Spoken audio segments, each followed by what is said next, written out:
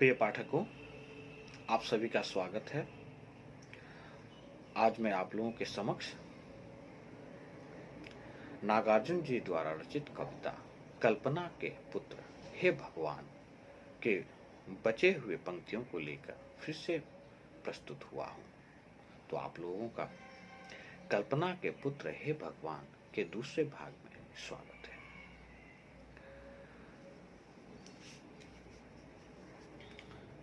बनूं मैं सज्जन सुशील विनीत, हार को समझा करूं मैं जीत, क्रोध का अक्रोध से कर अंत, बनूं मैं आदर्श मानव संत, रह न जाए उष्णता कुछ रक्त में अवशिष्ट, गुरुजनों को भी यही था इष्ट, सड़ गई है आंत पर दिखाए जा रहे हैं दांत। तो आइए प्रसंग की ओर बढ़ते हैं। इन पंक्तियों में नागार्जुन जी ने अपने पूर्वजों की इच्छा का उल्लेख किया है जो उन्होंने नागार्जुन के विषय में व्यक्त की थी। तो आइए व्याख्या करते हैं। इन पंक्तियों में नागार्जुन जी ने अपने पूर्वजों अर्थात माता पिता दादा दादी आदि की इच्छा यही थी कि मैं अर्थात नागार्जुन भला आदमी, अच्छे स्वभाव वाला और नम्र बनूं। नागार्जुन जी आगे कहते हैं कि मेरे पूर्वज चाहते थे कि मैं अपनी हार को भी जीत मान लिया करूं तथा मैं अपने क्रोध को शांति से जीत लिया करूं। ऐसे मेरे पूर्वजों की कामना थी। फिर नागार्जुन जी कहते हैं कि उनको अर्थात मेरे पूर्वजों की अभिलाषा थी कि मैं एक आदर्श साधु आदमी बन जाऊं। मेरे पूर्वज यह भी चाहते थे कि मेरे खून में गर्मी बिल्कुल ना बचे, मैं ठंडे खून वाला बन जाऊं। ऐसा मेरे गुरुजनों की भी अभिलाषा थी।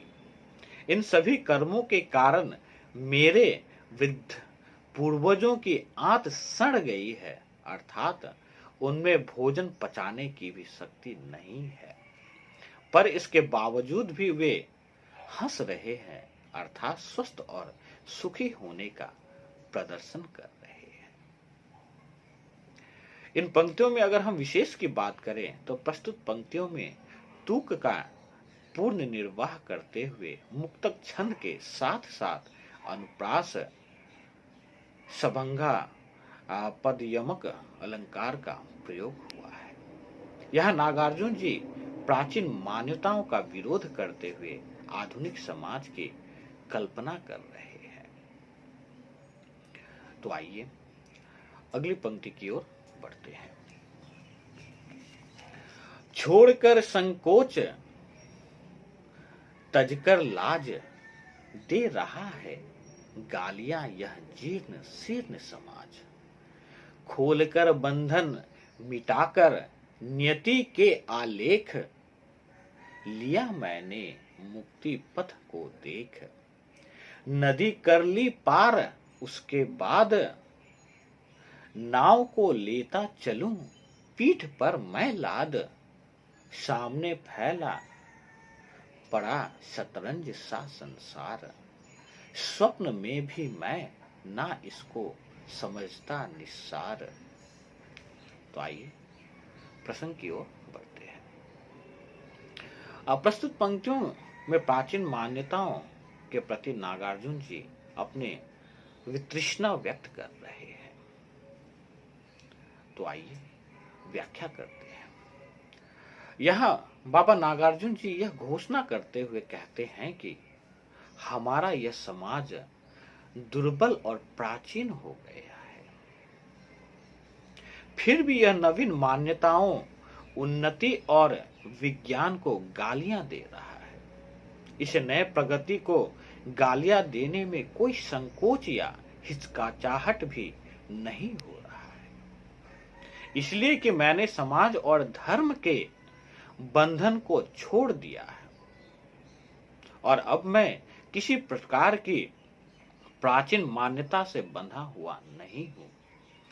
मैंने नियति अर्थात प्रकृति अथवा भाग्य के कल्पित नियमों को समाप्त करके मुक्ति अर्थात इन नियमों और बंधनों से छुटकारे का रास्ता देख लिया है। और अब जब मैंने इस प्राचीनता के बंधन रूपी नदी पार कर ली है, तो इस नाव को पीठ पर लाद कर क्यों आगे ले चलूं। नागार्जुन जी आगे कहते हैं कि मेरे सामने जो दुनिया फैली है वह शतरंज के समान है। अगर मैं प्राचीन मान्यताओं को त्याग कर सावधानी से इनमें नहीं चलूंगा तो मुझे असफलता प्राप्त होगी तथा सभी लोग मेरी मूर्खता पर हंसेंगे।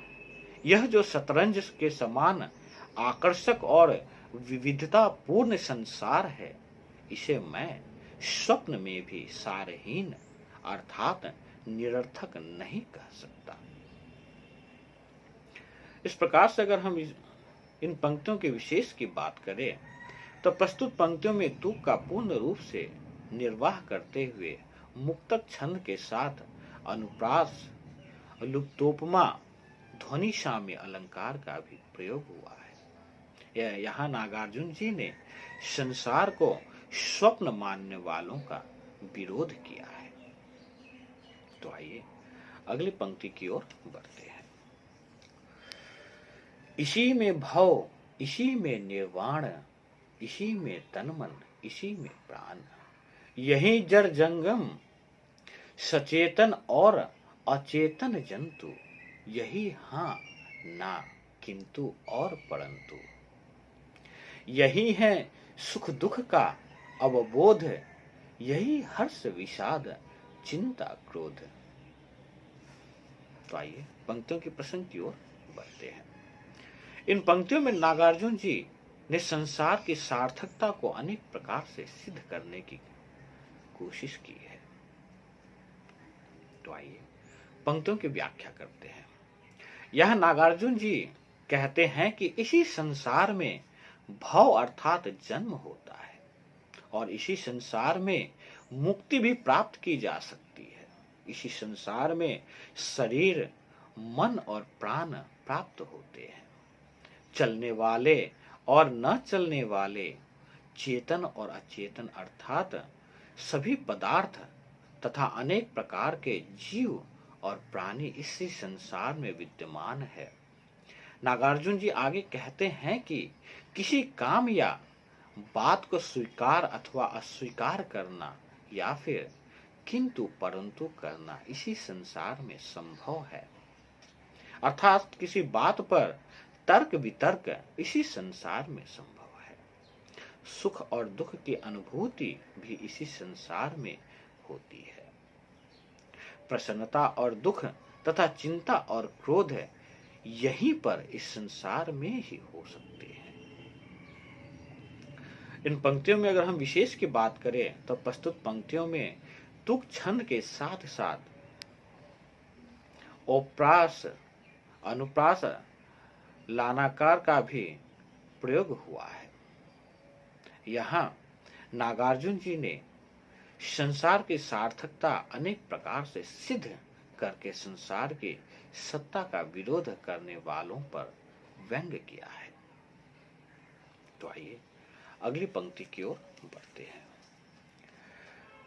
यही है संभावना अनुमान, यही स्मृति विस्मृति सभी का स्थान, छोड़कर इसको कहां निस्सार, छोड़कर इसको कहां उद्धार, स्वजन परिजन इष्ट मित्र पड़ोसियों की याद आ रहे आती, तुम रहो यूं ही विदंडता वाद, मूंद आंखें शून्य का ही करूं मैं तो ध्यान, कल्पना के पुत्र हे भगवान। तो आइए प्रसंग की ओर बढ़ते हैं। कविवर नागार्जुन ने इन पंक्तियों में संसार की सार्थकता और उसके आकर्षणों का वर्णन किया है। तो आइए पंक्तियों की व्याख्या करते हैं। प्रस्तुत पंक्तियों में बाबा नागार्जुन जी कहते हैं कि संभावना और अनुमान इसी संसार में विद्यमान है। यदि संसार नहीं होगा तो न किसी प्रकार की संभावना होगी और न कोई किसी बात का अनुमान ही कर पाएगा। याद करने और भूलने के लिए इसी संसार में स्थान है। अगर यह संसार नहीं होगा तो किसे भूलोगे और किसे याद करोगे। इस संसार को छोड़कर कहीं पर भी निर्वाण नहीं है। सबको अपना जीवन इसी संसार में बिताना है। इस संसार को छोड़कर कहीं पर उद्धार नहीं है। अपने लोग, परिवार के लोग, अपनी पद के लोग और मित्र यही है। पड़ोसी भी इसी संसार में है। इस सब को याद भी यही कर की जा सकती है। अगर संसार नहीं होगा तो उन्हें कहाँ याद किया जाएगा और कौन याद करेगा। तात्पर्य यह है कि याद आने वाले और याद करने वाले इसी संसार में के हैं और मुझे इन सभी की याद आती रहे, यही मेरी कामना है। नागार्जुन जी आगे कहते हैं कि मैं तुम्हारे अथवा ईश्वर को स्मरण नहीं करना चाहता। तुम इसी प्रकार विवाद और तर्क के विषय बने रहो। मैं तो आंखें बंद करके शून्य का ध्यान करूंगा। मैं तुम्हारा ध्यान नहीं करना चाहता, क्योंकि तुम हो ही नहीं। तो हे भगवान, तुम केवल और केवल कल्पना के पुत्र ही हो। इन पंक्तियों में अगर हम विशेष की बात करें तो यहाँ तूक का निर्वाह करते हुए मुक्तक छंद के साथ साथ अनुप्रास, प्रश्नवाचक तथा ध्वनि साम्य अलंकार का प्रयोग हुआ है। यह नागार्जुन जी ने संसार को निस्सार और निरर्थक वेदांत दर्शन बताया है।